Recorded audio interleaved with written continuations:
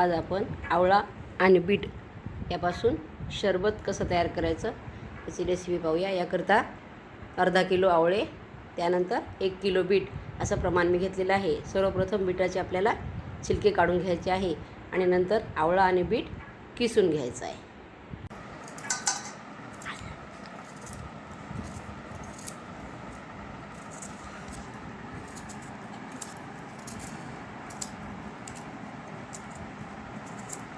Bit छिलून झालेलं आहे, याला आता आपण किसून घेऊ।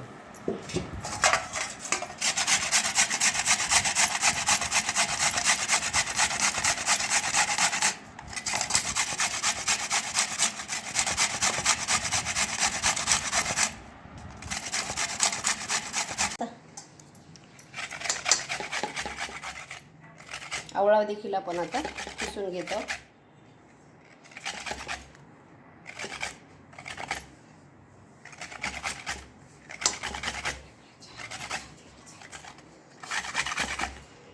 बीट आपलं किसून झालेलं आहे, सोबतच आवळा देखील किसून झालेला आहे। याला आता 2 दिवस उन्हामध्ये छान कडकडीत आपल्याला वाळवून घ्यायचं आहे। आणि हे जे किसलेलं आहे बीटाची साल आणि आवळ्याच्या बिया हे पण टाकून न देता ह्याला उकळवायचं आहे पाण्यासोबत। आणि उकळल्यानंतर यामध्ये तुम्ही मेहंदी भिजवू शकता। आवळा आणि बीट हे किस आपला पूर्ण आता वाळून तयार झालेला आहे। याला आपण छानपैकी मिक्सरला बारीक करू। हा किस छान 2 दिवस उन्हामध्ये कडकडीत आपण वाळवलेला आहे। मसाला याच्यामध्ये करून नंतर आपण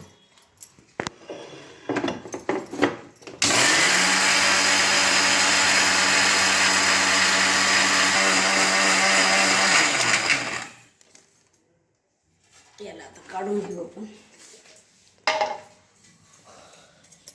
आवळा आणि बीट याची पावडर आपण तयार केलेली आहे। यापासून आता आपण एक छानपैकी शरबताची रेसिपी किंवा शरबताची कृती पाहूया। तर या ठिकाणी मी जवळपास 2.5 ग्लास पाणी घेतलेलं आहे। यामध्ये आपण ही पावडर ॲड करू आणि यानंतर आपण यामध्ये साखर टाकलेली आहे। आपल्याला लिंबू देखील टाकायचं आहे।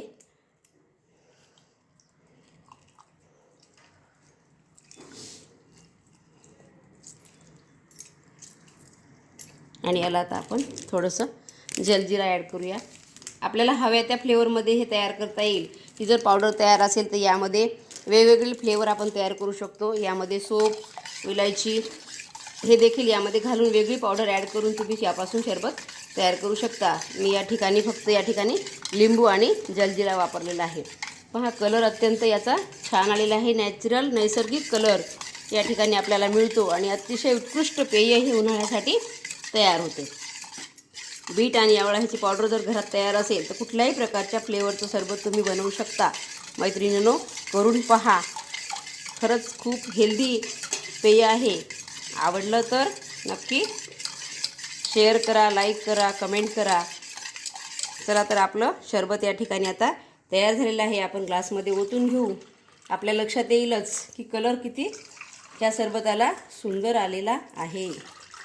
कुठल्याही प्रकारचं यामध्ये बाहेरचं केमिकल्स किंवा कुठलंच काहीच वापरलेलं नाही। अत्यंत घरगुती आवळा आणि बीट यापासून हे शरबत या ठिकाणी तयार झालेलं आहे।